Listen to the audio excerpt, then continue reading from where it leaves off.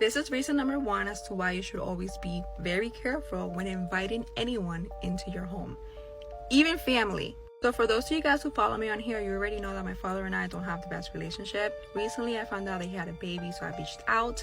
We ended up reuniting. I met the baby and decided to invite them over to my house for dinner. Mind you, my home is extremely protected. So if anybody comes in with any type of negativity around them, they're not going to feel well. So he comes over. The minute he walks in, he starts to become ill. He said he felt like he was going to faint, like he didn't know what was going on. They ended up cutting their visit short and practically rushed out of the door. I didn't think much of it and just decided to go on with my day. The next day, which was on Sunday, I woke up in the worst possible mood. I couldn't understand why I was in such a bad mood. I had absolutely no reason to feel so angry, but something was just really bothering me. I decided to take the kids to go watch the new Spider-Man to kind of get my mind off of it. Once I left the house, I realized that I no longer felt like that anger. Like it was gone and I felt fine. But the minute we went back home, I started to feel angry again. Decided to ignore it. I don't know why I keep ignoring things. Decided to ignore it, went about my day. That Monday I wake up, when I go downstairs, I notice that the house is dark. Like there's this darkness around the house. My house is extremely light. My shades are always open. I don't like darkness. But again, busy with work, I kind of just get ready and go about my day. When I get home later on that day, the house has this weird like rotting smell. My kids can't smell it, but I can smell it and it's bothering me. So I go around cleaning the house. I'm like bleaching, I'm scrubbing, I'm mopping. I'm like, where's that smell coming from? I even like deep clean the trash can, like in the inside, thinking maybe something spilled in there. I couldn't get the smell from like out of my nose. That night I go to bed and end up waking up at exactly 3 a.m. So I'm like, fun, this is fun. I'm like getting chills even thinking about it. My mouth is so freaking dry. I go downstairs to get something to drink. When I go downstairs, I notice that the basement door is open. I never leave that door open. So I shut it, grabbed the water, and went back to my room. The minute I lay down, I'm paralyzed. This thing paralyzes me, and it shows itself. I'm like fighting back again. I'm not afraid of any of this stuff because I've been dealing with this stuff my whole life. So I'm pretty much laughing at it, telling it that it has no power and needs to leave. I start to pray, and it's continuing to like hold me down. At one point, I'm able to break free and I like overpower this thing. I have one of those Stanley cups, the dupe, not the real one. I'm not spending $40 on a cup. Next to my nightstand, and I started to hit it in the head with it. Once I did this, it went away. I say my prayers and go to sleep. I wake up at about 6 a.m. and decide to go downstairs to get my coffee. When I go downstairs into the kitchen, I hear what sounds like something like fumbling in the basement, like something's falling over in the basement. And then I look and realize that the basement door is open. Never ever let a man come over to your house after the first date, and if you used to do this, you'll never do this ever again after hearing this story. So this young girl goes on a first date with this guy she's never met before. They go for dinner and she's having a great time. No red flags. He's not weird, he's not creepy. She doesn't feel alarmed in any type of way. The dinner goes fine, and then eventually at the end of the dinner they part ways and she goes home. Just to note, throughout the dinner he did not hint or insinuate in any shape or form that he wanted to go to her place afterwards because he was such a respectful guy. Right, but when she did get home, she was a little bit surprised when he called her saying that he needs to come over to her place because he can't find his keys and his flatmate is not picking up the phone. And because he seemed like such a genuine guy and such a sweet guy, there was no green flag, like he paid for the dinner and all of this stuff, she let him come over just to kind of help him out while he waits to get through to his flatmate. So he comes over and they're chilling on their couch, having a good time. Nothing was weird. She had no weird vibes, like he seriously was like a normal guy. And eventually it did get really late and she was like, hey, you can sleep on my couch while you figure things out. I'm gonna go to my room and go to sleep. And for some reason she had this gut feeling, like this gut intuition that literally just said to her, lock your bedroom door. So on this one occasion, she never ever usually locks her bedroom door, but on this one occasion she locked her bedroom door because let me tell you, a woman's intuition never lies to you. She knocks out, she goes to sleep. A couple of hours pass and she hears a few knocks on her door and it's him, and he's just asking her for a charger. But she had this instinct to not open her door and go show him the charger. So she literally just yelled from her bed and was like, the charger's in the kitchen, go help yourself. Says thank you and goes silent, and a couple of minutes go by. At this point she's just like, fine, he's got the charger, he's doing his business. But then he knocks on her door again and he's like, hey, this iPhone charger's not working. Can I come in your room? Like, do you have a charger in your room that I can use? Alarm bells are ringing in her head. And she's like, why does this man want to get in my room so badly? So she basically called the police. He did not know at this point that she actually phoned the police. He had no idea the police were coming. And then eventually she hears the police come, knock down the door. There's a lot of commotion going on in the living room. And then a couple more moments and a couple more minutes go past, and the police eventually knock on her bedroom door saying, hey, it's the police, you're safe, you can now come outside.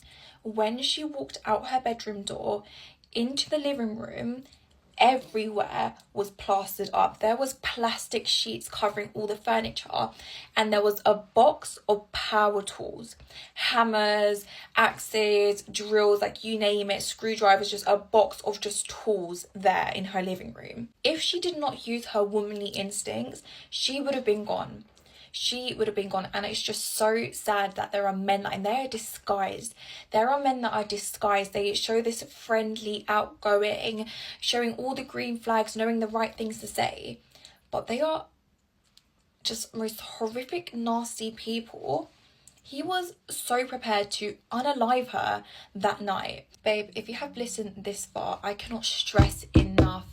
Never, ever, ever let a man come home to your house on the first date, because you don't know who this guy really is and you don't know what he's capable, and God forbid this ever happens to you. So make sure you tell your girlfriends and you make this as a mental note that you'll never, no matter how sweet, how convincing this guy is, he's not coming home with you. Let me tell you about another crazy dating story I had. I've not gone on a lot of dates in my life. I wasn't allowed to date till I was 16, and I was very much into like high school sports. I just didn't date a lot. And this was probably from my freshman year of college. And it really is shocking the amount of crazy dating stories I have for the amount of dates that I've gone on. Okay, God, we can switch this around whenever, and I can find my husband immediately if you'd like, because I would. Anyway, I was a freshman in college. This guy wanted to go on a date, and I was like, okay. Again, new to dating, didn't know that, like, movies, not a great first date. And I was like, oh, we could go to the movies, and he said, oh, that's kind of expensive. Come again? That's really crazy. And I'm sorry, I'm in a parking lot full of people and it's really awkward to be taking a video, but it's fine. Right, so he's like, oh, that's kind of expensive. And I was like, okay. He got over it and we decided to go to the movies, and I think we went on a Tuesday. And where I live, it's like $5 Tuesdays. And he was complaining about it, and I was like, oh, my stars in heaven. And so when we were deciding what the movie was, I was like, oh, Pitch Perfect, like 2 or 3 or something. And I was like, oh, that sounds funny, And he's like, I'm not watching that. And I was like, oh, okay. That's kind of crazy. And then he recommended a Star Wars movie. I don't even know what Star Wars movie it was. I loved Star Wars as a child and then kind of moved away from it. So I hadn't seen like the other 7 before it. And I was like, I don't think I'll really like get it, but we can, or we can look for something else. And he's like, no, we're watching the Star Wars. And I was like, okay, that's kind of crazy. And so we get to the movies. We didn't buy popcorn. We didn't buy drinks, nothing, which, I mean, movie snacks are a lot, but for a date, it's crazy to just walk in there, go straight to the theater, sit down, and yeah, it was a really crazy time. I never should have even gone on the date, but it's fine. And so I think he's like continuously trying. It was a long time ago, so I'm trying to remember all of the details. I've had 2 concussions since then, okay? Be kind. I don't have the memory I used to have. Anyway, he kept trying to like hold my hand, and I was like, I don't like this. And then I don't know what is my problem in 3-hour awful dates, but apparently it's a pattern for me now. And I'm watching this movie. I have no idea what's going on. And I'm like, cool. And apparently there was like a really big revelation in this Star Wars. And I was like, I wish I would have known. Anywho's soul. The movie ends, and I'm like, okay, I need to get out of here. And we make it out to, like, the lobby, and I can tell he wants to kiss me. And by the grace of God, my uncle, who never calls me, called me, and I was like, hallelujah, salvation and glory. So sorry, I had a little praise break. But I was like, oh, I'm so sorry, my uncle's calling me. And I picked up. I don't know why, I can't remember why. I do remember he called, though, and I will be indebted to him for the rest of my life. And he called, I answered, and I immediately walked right past the guy and went to my car. Because one, I didn't want him knowing what kind of car I drove, and I just didn't want to deal with it. And so that's my other crazy dating story, and I hope to have wonderful dating stories here on out. Thank you. The Waverly Hills Sanatorium is probably way scarier than you think. I was going to do a video on it, and so I started doing some research and reading about the history of it. People just talk about, like, the ghost stories, right? There's, like, a kid, like, and if you roll a ball down one of the halls, he'll, like, roll it back and stuff like that. And there's this, like, nurse that people see, and it's like, oh, it's scary. It's scary. These are scary stories. I love scary stories. I tell them all the time. But I was reading into it, and the reason it's haunted is so obvious when you look into it. The things that these... So what is Waverly Hills Sanatorium? It's, so it was like a hospital for tuberculosis patients. And it started small. It was like 40 people, but there's like an epidemic of tuberculosis. It's an infectious bacterial disease of the lungs. And so they quickly had to expand. It went from like 40 to 400 people.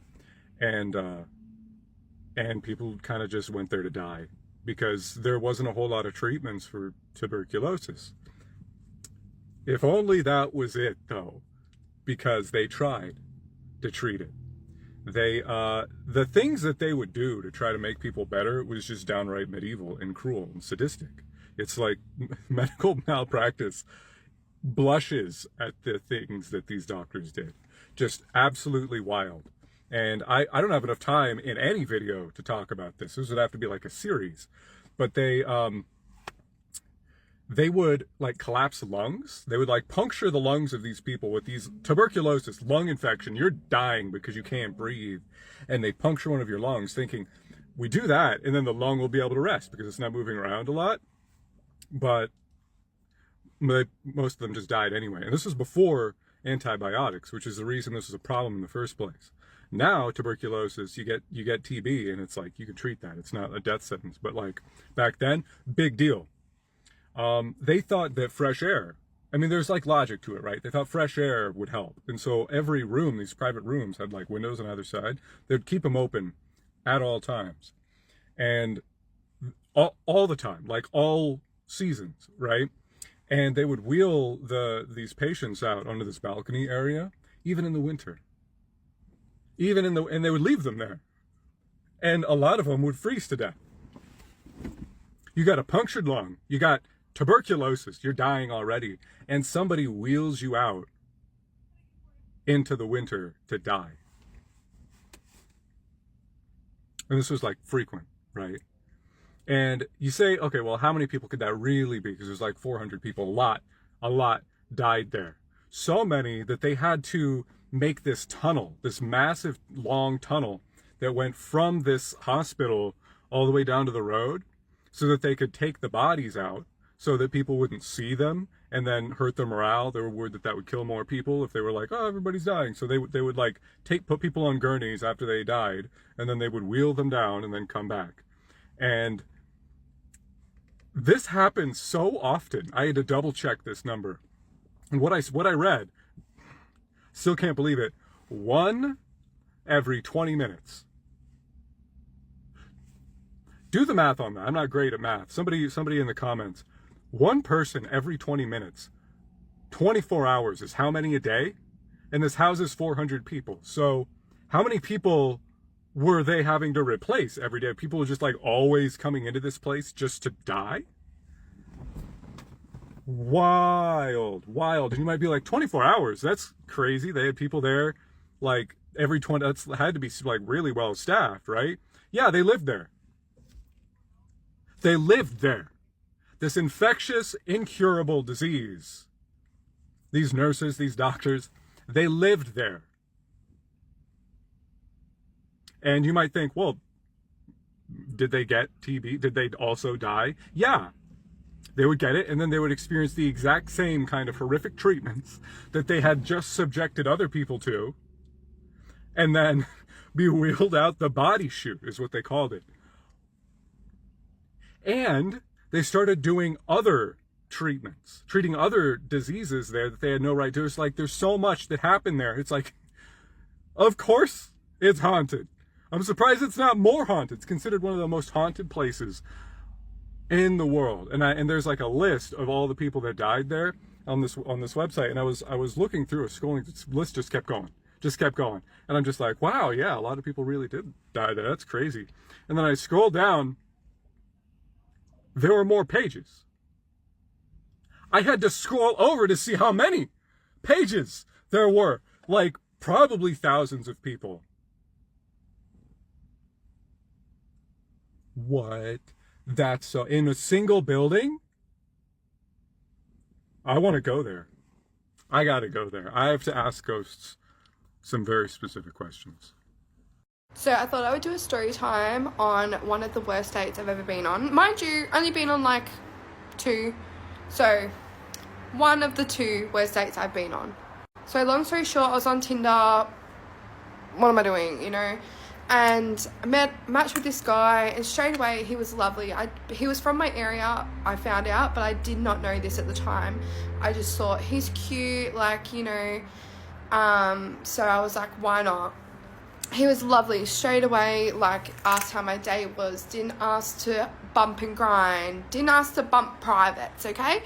And he was lovely, and after talking like normal small talk for a little bit, he was like, could I take you on a date? And I was like, what? I was like, yes, you can, okay?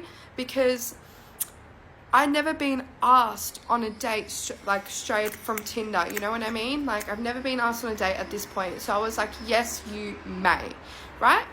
So pretty much he was like, great, where do you want to go? I said, Martini & Co, of course, that's my favorite restaurant, okay? Love it. And he was like, all right, I can pick you up, like, he's like, I'll make the reservation, I'll pick you up and everything so you can drink, I'll stay sober, because it's a cocktail bar as well. So I was like, done. Which was a shock, because again, all my exes didn't have licenses or cars. So I was like, sure. So it comes to the night. I said, are we getting ready? Like, are we still doing this? Because it was from the night before, and guys always cancel on me. So I was like, are we still doing this? And he goes, yep, I'll meet you there at 6 or 5:30 or whatever the time was that he made it for. So it was about 4 o'clock. I start straightening my hair, getting ready, whatever. And then he goes, oh, could you actually meet me there? And I was like, okay, why? And he was like, oh, I'm running a little bit late and I don't have time. I'm coming straight from work. Like, I don't have time to come get you and everything because we'll be late for our reservation. So can you just meet me there if that's okay? And I was like, sure. I was like, great. Now I can't fucking drink because I was on my P's. So I could get virgin ones, you know, but not the same. And then it gets to the time I'm about to leave, and I'm like, all right, I'm leaving now. And he was like, oh shit, I'm running a little bit late, but I'll be there. And I was like, okay, whatever. So I get there like 10 to 6. I think the thing was at 6. And I get there at like 10 to 6, and I'm waiting like out the front of the restaurant, and it's like upstairs in Frankston, and there's like the little arcade area with some seats and then the restaurant. So I just sat in the seats. And then it got to like 10 past 6. Like, I was sitting there for 20 minutes, okay? Like, dumb bitch who just left and bossed up, but no. And I was like, where are you? And he was like, oh my God, like, I'm so sorry. I'm on my way. My brother's dropping me off. And I was like, why couldn't you drive? I thought you were coming from work. And he was like, it's a long story. I'll see you in like 5 minutes. And I was like, okay. 10 minutes go by. I just see this man coming up the escalators, full Eshe outfit, black eyes, scrape across his whole face, like Air Maxes and a matching Eshe tracksuit with a fucking satchel, okay? I was like, what? No, that's not for me. He's not for me. And he starts walking straight up to me and I'm like, that's for me, okay. He was like, I'm so sorry. I'm like, what happened? And he was like, I got in a motorbike accident. And I was like, today? He goes, no, the other day. And I'm like, so why were you late then? I was like, what? And he was like, long story, let's go sit down. I was like, okay. I'm already questioning it, but I was like, I'm here, I'm dressed, like, may as well, you know? And he did say over Tinder and that day that he was going to be paying for dinner, okay? We go up, he pulls my chair out like a gentleman. I was like, okay. And we had great conversation, okay? Like, despite all the previous, we had really great conversation. And it's really rare that I actually enjoy conversating with people that I don't know. Like, I actually enjoyed the conversation. Anyway, after all that, like, you know, he goes, oh, my phone just died. Like, oh no, he said, do you want to come back to mine? He's like, not for anything like that, like, just because I feel like we're having a great time, like, we can go watch a movie, nothing of that sort of thing, just watch a movie and, like, you can spend the night, like, I promise we're not doing anything, I just enjoy talking to you. And I was like, I actually enjoy talking to you too, so yes, that's fine. And he goes, and I ended up having a drink at dinner, and he was like, leave your car here, like, I'll get us an Uber home, that's so fine. And I was like, okay. It got time to pay, and he goes, my phone just fucking died. He's like, I got a charger with me, but there's nowhere to charge it here. And I was like, so how are we getting an Uber? So I'm paying for dinner now, which I don't mind. I've had all broke exes, okay? I don't mind that. It's just annoying. And you already fucked up everything else. Like, you know what I mean? So I was like, yeah, that's fine. I'll pay for dinner and I'll sort out a way to get home. So I got my friend to get me an Uber back to his. I go to my car to get my bag out, and he saw a dressing gown on my back seat, and he's like, fuck yeah, puts the dressing gown on in the middle of Frankston and starts walking around Frankston with it, right? And I was like, okay. We go back to his, whatever. He goes, the dog, he has a Rottweiler, and he was like, oh my God, like, he won't calm down unless I take him for a quick spin around the block. So do you want to, like, put a movie on, pick something, when I come back, we'll do it. He's like, sorry, he's just so hyperactive. I need to take him for a quick run around the block, otherwise he will not stop. And I was like, okay. So I put Netflix on. I go to the comedy section straight away because I love comedy. He brings me a Prima, like an apple juice Prima or something, and like a block of chocolate, and he's like, here you go, I'll be back, whatever. He comes back and he's just completely cooked. He's fried. I was like, what the fuck? He's like running around the room and he's like just like bouncing off the walls. I was like, oh my God. And then he lays down in bed and he goes, this is literally how he goes, right? He pulls me on top of him and goes, come kiss daddy. And I was like, what? I was like, I thought you said we weren't doing anything. He goes, no, come on, you're just so sexy. And I took my pants off because I was wearing skinny jeans and I was bloated from dinner. I had a jumper on though. I had a jumper on and I just had no pants on but underwear and everything. Pulls me on top of him, starts grabbing my ass, grabbing my tits, whatever. And he's like, come on, come kiss daddy. I was like, what? And I'm like, oh my God. And then he goes, nah, fuck Netflix. Let's put some YouTube on. Let's put some music on. And I was like, okay. He puts Cursor on. And I was like, and he's full rapping. Like, he's doing all this. Like, on, yeah, fucking ABK 225. And don't get me wrong. There's, like, 2 Cursor songs I like. But he's full, like, doing all this, right? And I'm like, oh, fuck no. I'm like, no. And I'm messaging my friend, because at first I was like, he's so lovely, blah, blah. Now I'm like, he's fucking fried. He obviously, like, had a bit of a twirl, like, when he took the dog for a fucking run or something. Like, he went to the dealer's house down the road, I don't know, but he's done a complete 360 like the rapper, and he's fucking fried, and I don't know what to do. And she was like, oh my god, she hates men, like she's like, get out of there, I'll order you an Uber home, blah blah blah, like get out of there, get out of there. So I'm like, okay. So after he's like trying to bump and grind and like rapping and shit, I was like, I'm gonna go home now, like I'm really tired and blah blah blah. My friend's got me an Uber. He's like, yeah, alright, all good. He starts ripping clothes off his hangers in his wardrobe, right? And then he picks up this tiny little triangle bikini, like this little one like that, and goes, is this yours? And I was like, be so fucking for real. I was like, no, it's not mine. Picks up a girl's like cheap fucking like Kmart bag, goes, and I have Kmart shit, okay? I'm not saying anything. And he goes, is this yours? And I was like, no. And he was like, oh, righto. And then he was like, well, I'll walk you out. And I was like, okay. And then I like get in the Uber, and he's like, I'll pay you back for dinner in the Uber. And I was like, no, you won't. I know you won't. I was like, yeah, okay, whatever. And he goes, bye, and slams the fucking car door and does not talk to me ever again. And I was like, what the fuck was that? What was that? Never again. I just got kicked the fuck out and blocked on a second date. The worst part is I am now an hour outside of the city at a campground, and I gardened, and I can't drive. He told me I could not wait there. He drove my car up to some top of the hill where he parked my car, and he said, you can park here overnight. I can't do this. I can't do this. I can't do this without catching a charge. Fuck, for real. I don't know how I did not swing. Men, oh man, if you don't drop to your knees in the first 4 seconds of being there, count yourself out. They don't want to. You've got to go. You have to leave. Do you know how humiliating it is to call your father when you were 33 years old and say, Dad, I gardened, I can't drive, but I just got kicked out of a date? Of course my dad's going to ask why. He's going to say, what happened? Was Dad ready for the answer? Dad, he pushed my head down. I said no. I pulled back. I said, I've been here for 4 minutes. Yeah. So I had to tell my dad.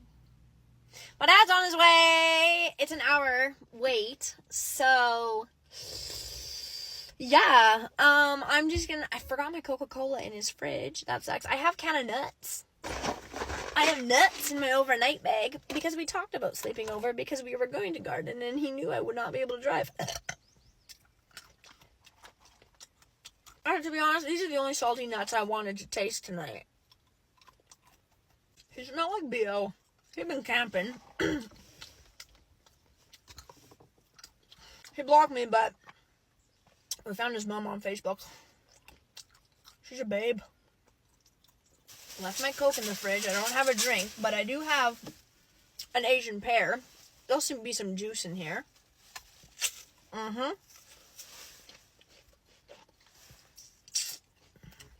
It's like I'm drinking right out of a juice jug. It's 7:10. What are the odds you think my dad makes me drive my dad right to his site? I'm thinking the odds are high. And I'll do it. I'll be like, I just wanted to get my Coca-Cola. Fuck you. Okay, have a good night.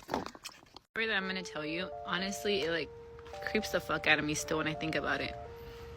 So growing up, I mean, I didn't really grow up with my grandparents. We would go visit them, like when we went to Mexico and stuff, and on vacation. And I remember like really spending a lot of time with my mom's mom, but with my dad's mom, we hardly like ever spend time. And I remember my mom always being so cautious, like, be careful what you eat when you go to your grandma's house. Don't get everything. But for some reason, my grandma had like a really, really like strong connection with me, I guess. I remember her always telling me like, oh, you look so much like your dad. But she would always kind of single my little sister out, like, oh, but you know, your sister looks like your mom so much. And I remember she would like grab my face and be like, oh, you're so beautiful. You know, you look just like my son. And so, I mean, me and my sister would joke around about it, like, oh, you're the favorite one, you're the favorite one. But I never really took it like, yeah. It was like, whatever. So I used to work in a warehouse when my oldest daughter she was like a year and a half. And I had found out that just recently, like, I remember when I was working, I found out that then I was pregnant with my son. So I remember working a graveyard shift, and I remember not telling anybody because I work with mostly guys. And I'm like, they don't need to know about my business or whatever. And I must have been like a month pregnant. So I remember getting off of work, and I felt so uneasy, you know, like I had a feeling, I don't know, like something bad was going to happen. And I remember I couldn't sleep. But before I even went to go lay down, I remember like looking at the end of the hallway, like I get there, right? And I'm going to go to my room, but the hallway was so dark. And I remember like I was about to turn on the light, and I stayed looking at the end of the hallway. And I remember seeing this really dark, like a human figure, right? And I got so like tripped the fuck out. I was like, what the fuck is that? And I turn on the light, and there's nothing there. So then I try to go to sleep or whatever.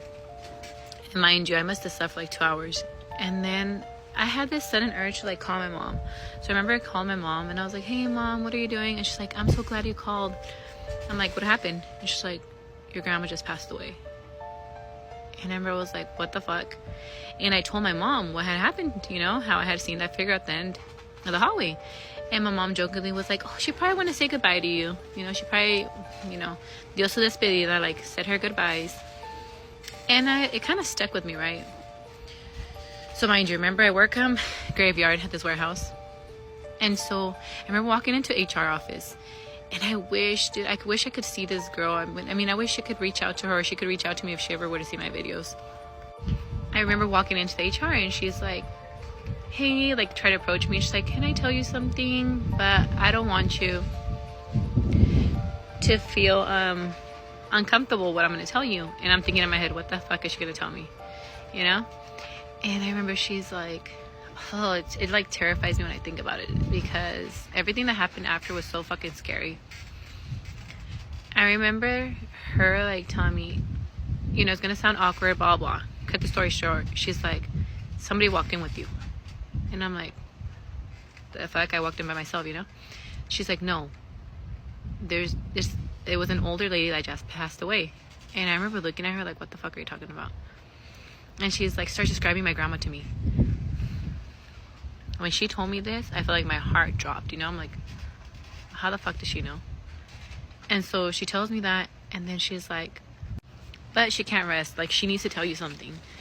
And I'm like, tell me what? Like, you can't tell me? You know? And she's like, no, like, your grandma needs to tell you. And I remember I was like, no, like, I don't want her to come to me. Like, how is she gonna come to me in a dream? Like, I was starting to trip.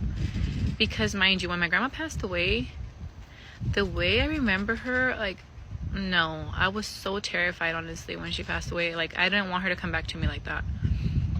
She was very old already when she passed away, but her skin was so fragile. Like, if you picked her up, like, literally her skin would rip wherever she was, like, picked up from. So she's like, she's gonna come to you, blah blah. And I'm like telling her, like, no, like pleading, like, no, I don't want her to come to me. Like, I sound like a crazy person. And so she's like, but she's not coming to you right now, you know? And she's like, when you have your son. When she told me that, I was already tripping, you know? This just like threw me overboard, right? And so she's like, yeah, when you have your son. I hadn't told anybody I was pregnant, let alone I didn't even know what I was having.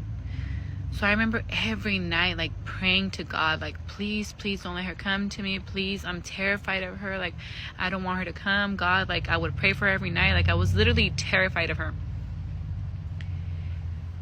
And the day comes where I have my son, right? So I'm continuing to pray every night for her, like lighting candles for her, and I'm like, please don't come, please don't ever come. I don't care what you did. Like, I don't want to know what you have to tell me. Like, why are you choosing me? Like, choose somebody else. Like, and I remember telling the same girl that told me that, and I'm like, can she choose somebody else? Like, and she's like, no, because she knows you're strong and you're going to be able to handle what she's going to tell you. And that stuck in my head, and I remember just like losing it, to be honest. And I don't know, I felt like so uncomfortable my whole pregnancy because I just was waiting for her to arrive. So I ended up having my son, and at that time my daughter had her own room, but she would sleep in a little toddler bed in my room. So the toddler bed was right next to my bed, and I remember like breastfeeding my son. Tell me why. This is when I think about it, it's so terrifying, to be honest. Like, I really hope she doesn't ever come back, because my daughter's sitting in her toddler bed and she kind of like sits up and she's like not fully awake, right? So she's sitting up and her eyes, they're like not open, but she's like, I don't know if she's trying to open them or rolling back, but I'm tripping the fuck out. I see her sit up and then she's like, Kukui, kukui. Bitch. Kukui? You know, I'm like, Kukui, and I'm like calling her name, like, wake up, wake up. But let me give you a little background. When my daughter, when I was changing my daughter's diaper, right, we had a picture of my grandma in a spare room at my mom's house. And I remember how she like looked up at the picture and she was like, Kukui, kukui, pointing at my grandma's picture. And I'm like, kukui? Like, what the fuck are you talking about? Like, kukui is like something scary, right, in Spanish. And I'm like, telling like my mom, come here, look what she's saying. And mom's like, what the fuck? Like, why would she say that? So when my daughter sat up in the bed and she was saying that, in my heart, I knew it was my grandma. And I was like, I can't do anything for you, you know, like, I'm not the person. But it made me so angry to think that she was like going after my daughter. So I like start cussing a storm, you know, and like, get the fuck out of my fucking room, blah blah. Like, my mom has always told me, like, if you see something, a spirit, like, you're supposed to curse it, right? Curse at it and supposedly it leaves. I don't know if it's true, but it worked. Like, when I said that, like, I remember as I was saying it, I could see my daughter's eyes, like her whole, like her eyes, her head, everything started turning like to the side. Oh my god, it's so fucking scary when I think about it. It started like turning and turning, like as if it's like watching this thing walk out of the room. I literally fucking died in that second. And I'm like, I start tripping the fuck out, you know? And I'm like, you know, calling my daughter's name. I'm like, wake up, you know, wake up. Mind you, she's like 2 now. And I'm like literally so pissed off. And like I start crying and I'm like holding my daughter and I'm like holding my son, you know? And I'm like, why would you come? I was more pissed off at that. I'm like, why would you come and scare my daughter? Or like, I felt like she was being selfish, even though it was like her afterlife. Because after my grandma passed, like a lot of things surfaced about things that she did, like while she was alive. Like that she was to like black magic, and she did a lot of things to people that she shouldn't have done. You know, my mom being one of them. So, you know, in my mind, I'm thinking like, dude, she fucking did something really bad, and she wants me to go, you know, take care of it for her. Like, no. After that, I had one more encounter happen, but when that happened, I would start dreaming of her, but I never would see her face, you know? Like, my dreams were always, I know it was her, because that same scary feeling that I got when I felt that thing come into that room that night, I would wake up literally screaming, terrified from these nightmares I would have of her. Yeah, they're not even dreams, they're nightmares. Where she would just be sitting in this black room. Not black, she would be all black. This dark room. And she would kind of cackle, like laughing at me. And when I would wake up, I would be so fucking terrified. You know, I'm like, I know, I'm sorry, I know it was my grandma, but whatever she did, I know it must have been something really bad. But I like ask God for her to never come to me. Like, I prayed so much, I pray for her soul. But it's just when I have those dreams of her, and I haven't, like, honestly, I would have them so, like, one after another. But now it's been like, it's been like a year that I haven't dreamed of her.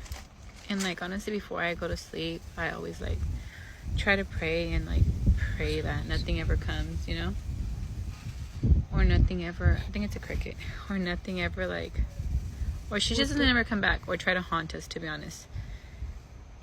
Because I have a feeling that whatever she needed to tell me was something really bad. And I know that girl had told me that I would be able to withstand what she was going to tell me. But something told me it was just terrifying.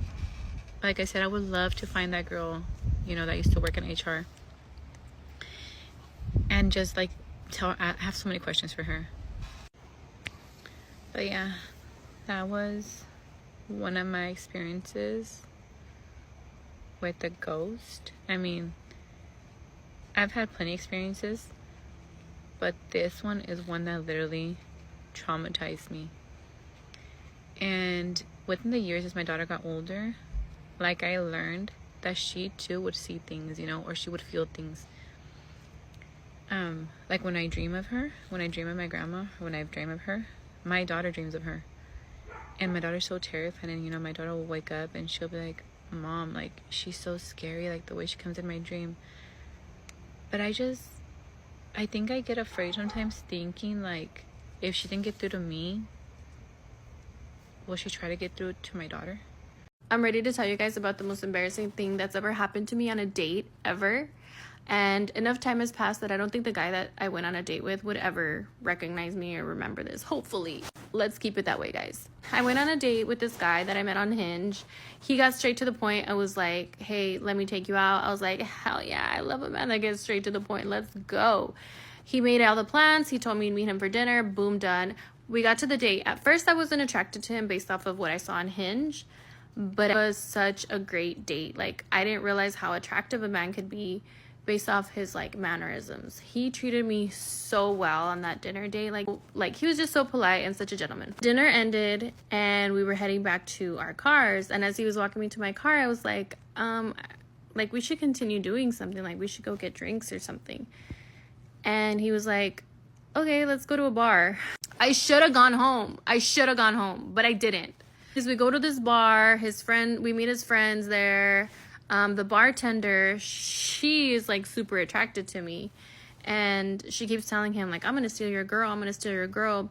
So she's giving us free drinks. Like at one point she gave us these green tea shots that literally were the color black, and after that I don't remember a thing. After that shot, all I remember was waking up face down on grass with throw up all over my hair, all over my shirt, everywhere.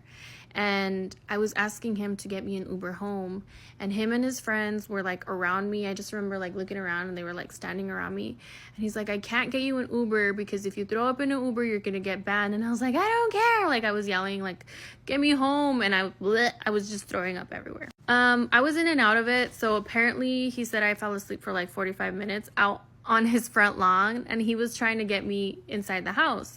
So they literally had to sit out there while I slept and watch me sleep for a little bit. It was so embarrassing, guys. So at one point he grabs me to try to bring me inside, and I'm like on all fours, right, on the floor, and he grabs me from behind, and he kind of like grabs me from where my stomach is and like pulls me up. Guys, I freaking farted on him. I sobered up so quick in that split second, and then I went back to being drunk. But he got quiet. I just remember like I farted on him, and then it just got quiet, and then he proceeded to try to bring me inside. Somehow he dragged me into the house. I ended up falling asleep on the floor, and he was like begging me to get on his bed, and I was like, no, like leave me alone. I threw up on his carpet. It was just chaos. Somehow he got me to get on his bed. I woke up at 7 a.m. with his arm around me, wrapped up around me, and I smelled like throw up. It was the most disgusting thing ever. I quietly, I found my phone, I quietly ordered an Uber, and I went home. And I messaged him on Hinge, and I was like, I'm so sorry, this is so embarrassing. And then a few minutes later, he texts me, and he's like, I think you forgot you gave me your phone number last night. Guys, he's like, you don't have to be embarrassed. I want to see you again. It was the most awful thing ever. His name was Cole. He was such a cute guy. Like, he was this white boy, such a gentleman. I don't know what happened. I think I was just so embarrassed over what had happened that I couldn't be confident around him because he had seen too much, and that was like the lowest I could ever. I've never done that. I don't know why that would happen. I think somebody might have roofied me. That green tea shot, I'm sure there was something in there that I did not approve of. But if you guys know a Cole that lives in Arizona, don't tell him about this video. I like to play a little game at home called Refrigerator Jenga, where I try to remove something from the very back without moving any of the items cluttered in front of it. And it's fun because if I win, I get my item and I feel proud of myself. And if I lose, I spend 40 minutes cleaning up marinara and broken glass off the floor.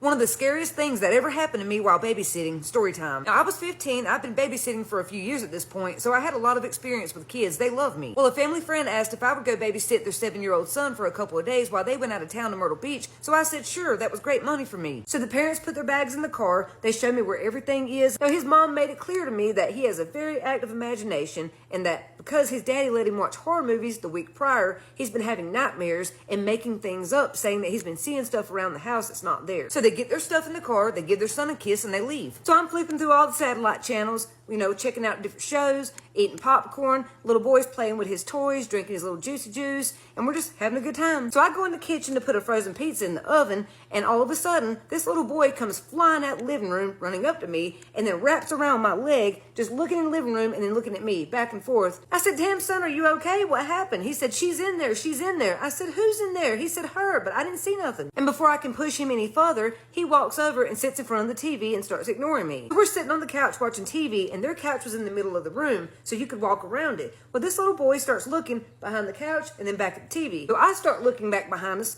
It's like a natural reaction when you see somebody else doing that, you start doing it. The more he did this, the more I felt like somebody was standing behind us, but I don't see anything. So I get up and walk across the room, and from there I can see the hallway. And for a second, something stood out to me. At the end of the hallway, it looked like someone was peeking around the corner like this. But when I cut the light on, it was gone. So I thought my mom was playing tricks on me. My anxiety's peaking, so I'm like, okay, it's the first time you've been left alone in someone else's house. Calm down, go take a shower and go to bed. But while I'm taking a shower, I get the weirdest feeling like somebody's standing outside of the shower curtain. Now, they had a big-ass bathroom. So I was like, dude, it's a new place. It's a big bathroom. You're not used to this. Just stop freaking out. But I have to keep sticking my head out the shower curtain to make sure nobody's there because I'm getting that vibe like somebody is there. So I peek out the shower again and bam, this kid is standing in the doorway crying. I said, "What's wrong?" He said, "It's gonna get me. It's in there. I just saw it. Can I stay here with you? I'm scared." I said, "Yes, stay right there. Just turn the other way." And then I dry off and get dressed in the shower so he can't see me. Now it's about 11 o'clock at this point and he's still wide awake. So we sit there and talk for a little while. We play with Legos, Play-Doh. I'm just trying to wear him out so he'll go to sleep. Well, finally around 2 a.m., he falls asleep. Now, it was already so late, I didn't have time to unpack my clothes, so I just get in the bed and I go to sleep. About 10 minutes later, I hear this youngin' screaming again. Before I can even get out of the bed, I hear him thunk, thunk, thunk, thunk, and he's already running into my room, jumps into bed with me. He's screaming to the top of his lungs, "She's there in my room, behind the door. She's gonna get me if I'm alone. Please don't make me go back in there." So we're laying there in the bed together, and he says, "I know you think I'm making stuff up. I promise you I'm not. She was there. I saw her." I said, "Honey, I believe you. It's okay. Just relax and close your eyes and start taking some deep breaths." This child has one hell of a grip on me. Like, he's wrapped around me like a python, so I could tell he was really scared. Like, he really thought something was going to snatch his ass off that bed. So I just held him and hoped that maybe he would calm down. Now, I know a lot of you would just tell these kids to hush and go to bed, but I'm not like that. I went through the same thing as a child. I would see things that were not there, and nobody else believed me. So I wanted him to know that I believed him and I was protecting him. So I reached over to the nightstand and I tapped that old school touch lamp 3 times and put it on the brightest setting so it lit up the room.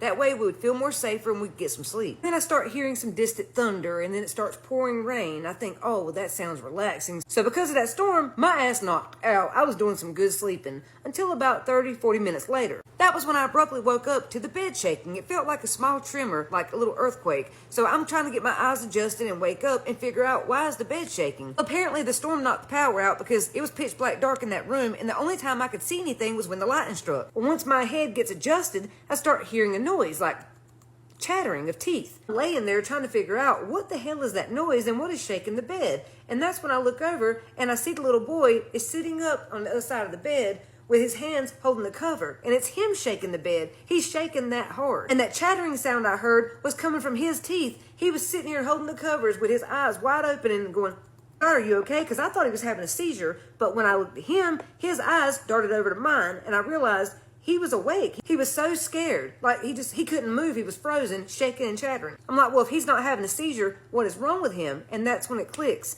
He's sitting here staring at the door, so I look at the door. Y'all, let me tell you, in that moment, when that lightning flashed, I damn near shit my pants. It scared me so bad. Have you ever been so scared that your hands and arms and legs start tingling, they damn near go numb? When I looked at that bedroom door, there was someone's head peeking around the door like this, and you could only see their eyes. And when the lightning stopped flashing, I couldn't see anything anymore. It was complete darkness. That was when it really hit me. Holy crap, we're not alone. There's someone else in the house, and they're standing right there. But what really freaked me out was every time the lightning would strike, I could see more of that person's face. Like it started like this, and then this, and this, and then I could see their actual mouth. This person was smiling ear to ear. I could barely take a breath in. All I could think was, what the hell is that thing? And of course, the lightning stopped flashing, so for a few seconds, it was completely dark, and I had that feeling again like someone was watching us and getting closer and closer, and I was starting to panic. And when lightning struck a few seconds later, I could tell they were getting closer because now this motherfucker, person, thing, or whatever, was now at the foot of the bed,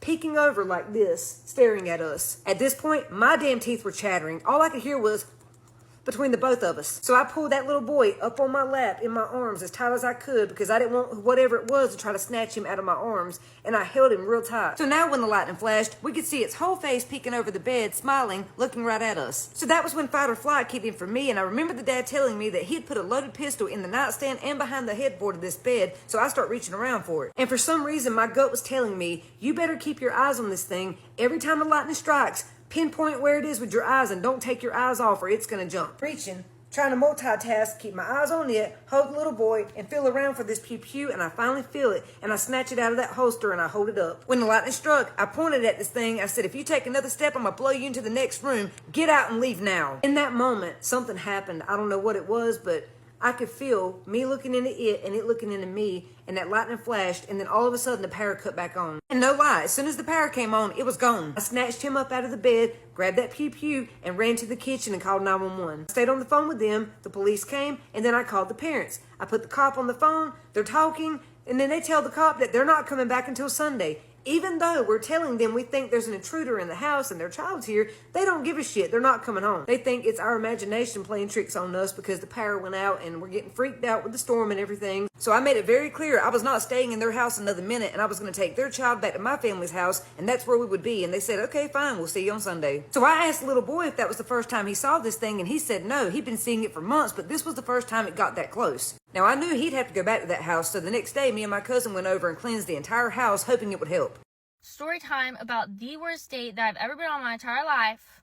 In his car, he's not talking. He's literally not talking. I'm trying to make small talk. He's freaking weird. I'll say something, he'll say something weird in response. I can't even bring myself to fake laugh. Like, why'd you say that? Please take it back. So it's just really weird. And I asked him, I was like, can I see your phone so I can play some music? And he was like, yeah, here you go. He hands it to me. I get on his Apple Music. Every single playlist is named after me and has my picture as the cover picture. All of them. So I'm like, oh my gosh, like, am I gonna get home today? I don't know. I really don't know anymore. So I act like I don't see it. And then he's like, did you see? Did you see my playlist? I was like, I saw. Then he takes me go-kart racing. He wouldn't tell me where he was taking me. So I was like, he's gonna take me to the woods and kill me. Like, he's my stalker. Nah, he takes me go-karting, which is just a thing in itself. We get there, they're closed. So we sit in his car for 30 minutes till they open, which he's not talking until I get on my phone, right? Wrong. He starts looking over at my phone. He's like, who are you texting? Who are you talking to? Now, you don't know me. You don't know. I don't have to tell you who I'm talking to. And if I did tell him who I was talking to, he'd get all butthurt. What do you want me to say? I'm texting other boys. I'm texting my hoes right now. But if I said that, you get all butthurt. So maybe mind your own, huh? Then he takes me to Taco Bell. I love Taco Bell. But also first date, really? Anyhow, we get there. He spills mild sauce all down his white hoodie. And I was just like, oh my goodness. Like, I'll get napkins. And he was like, no. He gets out of the car, slams the door, leaves me in there to eat my Taco Bell. So I'm just eating my Taco Bell while he's in the bathroom for like 15 minutes, cleaning himself up. Comes back out with a smudged round stain. He was like, I don't have another hoodie. And I was like, it's okay. Like, he's throwing a fit. And then he was like, wait, I might have a jacket in my backseat. So then he goes back, his trunk. He goes to his trunk, gets this winter coat, puts it on, gets back in the car. I was like, okay, great. And he puts his elbow in my nacho cheese sauce. And I was like, hey, you just put your elbow in my nacho cheese sauce. He was like, are you kidding me? Which I was just like, what? So then he goes inside, leaves me in his car to eat my Taco Bell again. I'm already done. By the time he comes back out and starts eating his food, I'm done. So he's just sitting there eating for 30 minutes. We're not talking. We're not. Can't be on my phone because he's a nosy little hoe bag. So then he's like, now I'm going to take you to Six Flags. What? We just went go-kart racing and then Taco Bell. Now Six Flags? Okay. So then we go to Six Flags and he pays to park. He pays $30. He's like, I can't believe I just paid $30 to park at Six Flags. You planned the date. Why are you yelling at me? So then we go into Six Flags. I don't want to be there. I'm trying to hint, like, I'm so tired. Like, I really just need a nap. Like, you picked me up so early this morning. I haven't been getting up till noon every day. He's not taking the hint. He's like, what if you just took a nap in this line and then by the time you woke up, we could go on the ride? He was so weird. He was so weird. And ugly! I'm sorry. That's not nice. It's real. It's real. I'm not being a mean girl. I mean a real girl here. So then we get in line for another ride. And who's behind me? Directly behind me, but 3 people from my school. 3. And so I tell him, I was like, hey, don't turn around. There's people from my school behind us, and I'm not really friends with them. And he was like, I'm going to stare at them. And I was like, no, you're not. Don't be a freak. And then he was like, I'm just going to stare at them until they get uncomfortable and look away. Which I'm like, I'm going to kill myself. What if I just shoot myself right now? I don't want to be seen with him. I don't need them thinking that we're together. Like, at most, they can think we're cousins. I'm trying to distance myself away from him. He's buddy right up next to me no matter how far I scoot away. I'm up against the rail and he's up on me. And I'm scared for my life. Then we finally get on the ride. Who are we sitting next to? But of course, those 3 people. There's no way they didn't see me with him. There's no way they didn't know we were on a date because he was so freaking touchy-feely with me. So then we go on another ride. He puts his hand out for me to hold. And I was like, I shove it in my pocket as fast as I can. And I was like, sorry, my hands are really cold. And then he was like, you don't have to make excuses. Obviously, I do. Obviously, you're making me make excuses, putting your hand out like I want to hold it or something. Then we go on this last ride. I was like, there's no way I'm going to be able to do more than this. So we get on a ride. I have my back pushed against the wall so he can't put his arm around me because he's so close to me I can smell him, and it is not a good smell. So I was just like, he can't put his arm around me if he can't get his hand behind me. He tries his best. He starts going, ooh, he makes a breakthrough behind my back, has his arm around me, and I guess he could see by the look on my face, which I was just like, he was like, wait, is it okay if I put my arm around you? And I was like, well, it's already there, you already did. What's the point asking now? So then finally I was just like, we get off this ride, I was like, I'm ready to go home. I'm tired. I'm so tired. Sorry. And he was like, well, I had a really nice dinner planned for us after this with your favorite food, chicken Alfredo. And I was like, it's not my favorite food. And he was like, your sister lied to me. She told me chicken Alfredo was your favorite food. He pulls out the messages. She was like, I don't know. She likes chicken Alfredo, kind of. He's arguing with me about how this is my favorite food. My sister didn't even say that was my favorite food. She said I liked it. And I was like, sorry, like, I just feel kind of sick and tired. Like, could you just take me home? He was like, well, my buddy isn't going to be home until 9 o'clock tonight. So I would just be alone at his house if you don't hang out with me longer. And I was like, not my monkeys, not my circus. Get in the car, and then he makes me get out of the car to take a picture with him. He parked all the way out in BFE. It's the longest walk. We're walking, we're not talking. We're not. So we get to his car, and he's like, can you get out and take a picture with me really fast? Which I'm like, why couldn't we take a picture in the car? But whatever. Take a picture. I'm literally like, because I cannot pretend to be happy when I'm not. I just can't. I can't. So we get back in the car, and he's like just staring at me, and I'm like trying to not look at him because I'm not trying to get kissed. And so I was like, I'll put my address in your phone right now. And so I do. And then he's just sitting there like, and I was like, drive. Take me home. Let's go. We get back up to my house and we get to my gate, and I get out, I hop out the car to get the gate, and I was like, you just leave me here. I'll walk back, which I have a crazy long driveway. So like, you know, I want it out of there. And he was like, no, that's so rude. I have to walk you up to your front door and meet your parents. I was like, my parents are home. They're not home. You can't meet them, sorry. And I didn't want him walking all the way up to my front door because, like, my bedroom door kind of is just, like, on the side of the house. And I was like, you can just park up next to my bedroom door so you don't have to walk. So he pulls up to my bedroom door, still gets outside of the car to walk me out, and gives me the world's longest hug, which is a stinky boy. He was a stinky boy. And then I pull away, and I was like, okay, bye. And he was like, wait. Like, and gives me like the, and I was like, drive safe. And I run inside to my bedroom. I'm like, great, I escaped. Wrong. He starts yelling my name from my bedroom. Jade! Jade! Jade! Come back!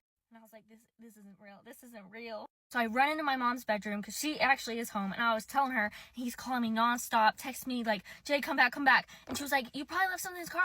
I was like, I did not leave anything in that man's car. And I was like, he wants me to kiss him. Then he texts me, can I kiss you before I leave? I was like, I don't kiss on the first date. He was like, sorry for even asking. I'm sorry too. So I think he's gone. He goes up to my gate and acts like he can't open it. It's literally just a latch and you just push it open. And he was like, it's fine. I'll just wait here till your mama gets home and she can save me. I was like, no, sir, she won't. She won't save you. Please leave. And he was like, oh, I figured it out. Bye. So then I'm like, okay, great. I can ghost him. He's texting me paragraphs every day. Being like, please don't ghost me. Please don't ghost me. He's getting ghosted. I'm sorry.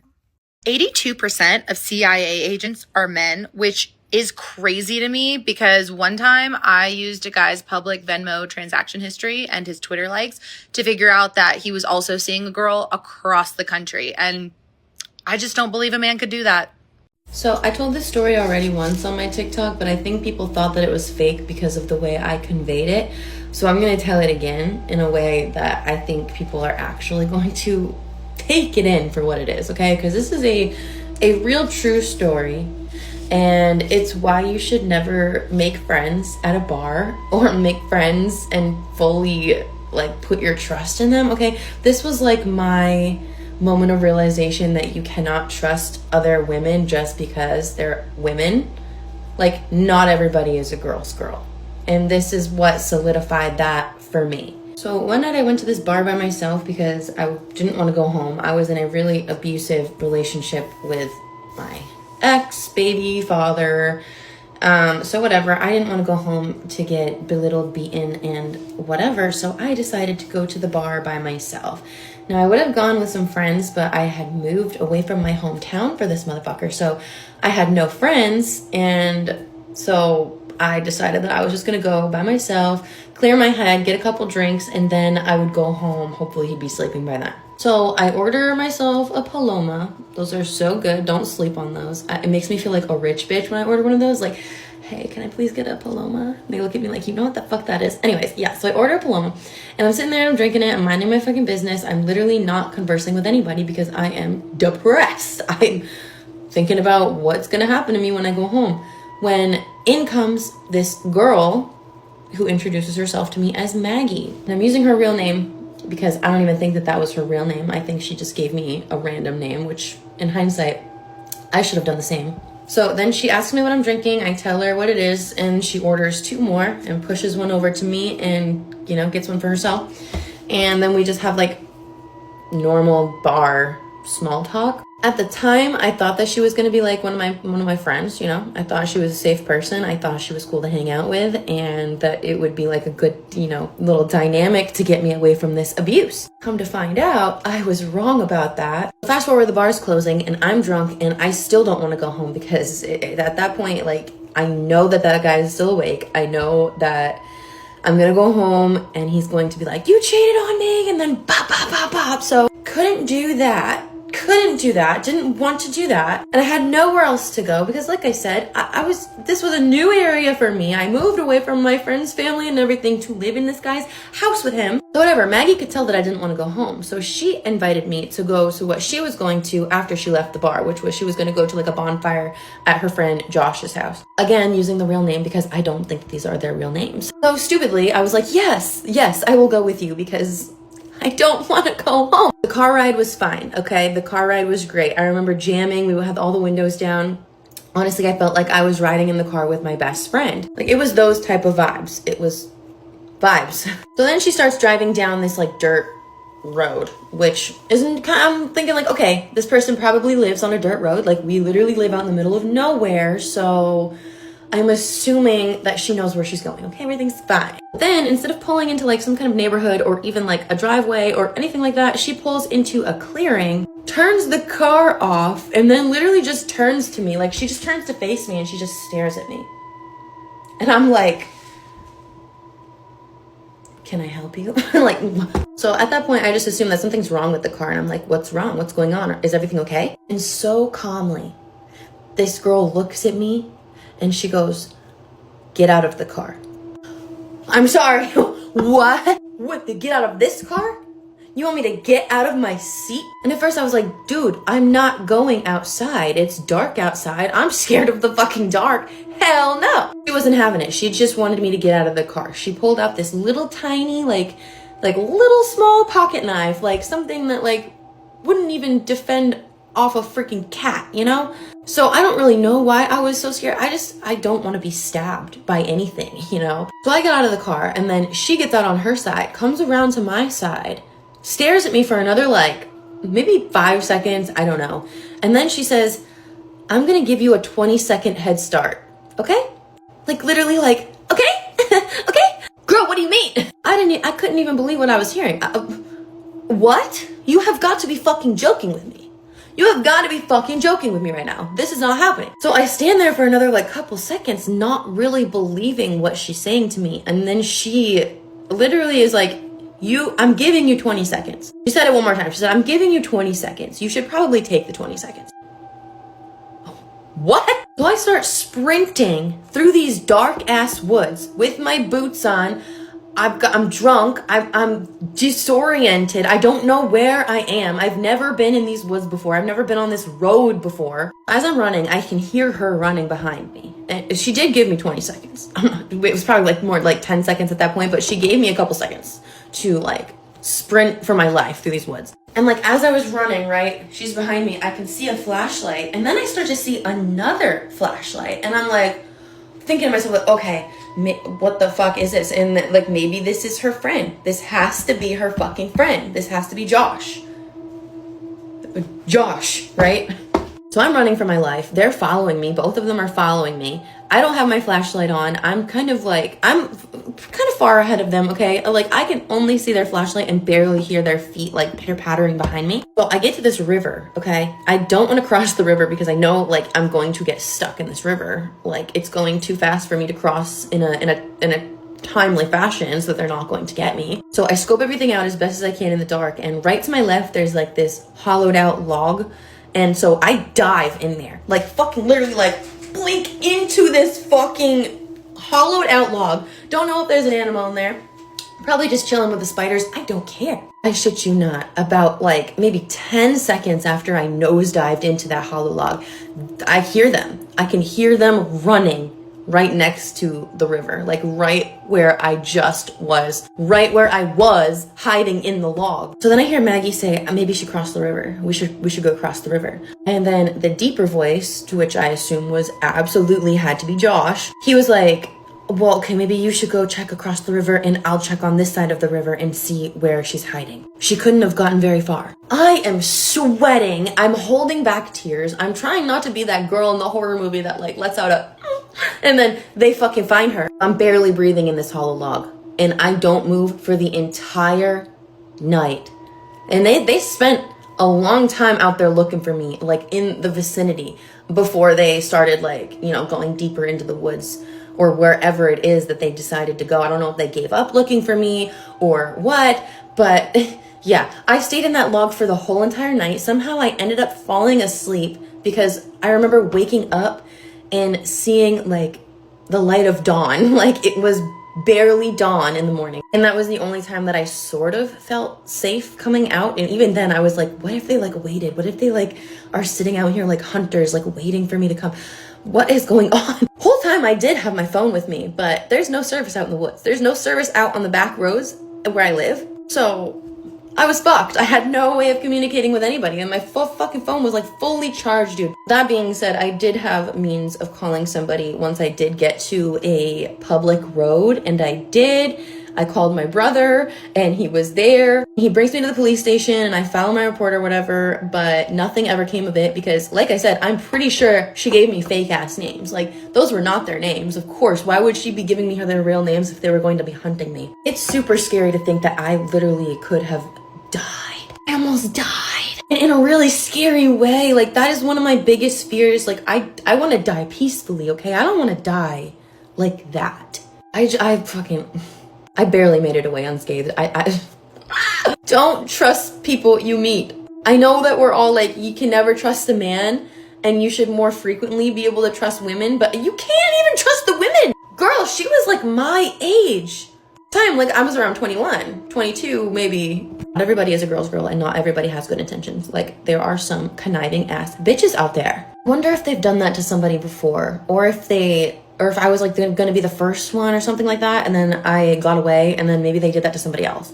What the like, is that just like her game? Like she goes into bars and drinks with people and then invites them out and then goes and hunts them with her friend or boyfriend or husband or whoever the frig that guy was? I have no answers. I only have the story to tell. Moral of the story, don't trust anyone.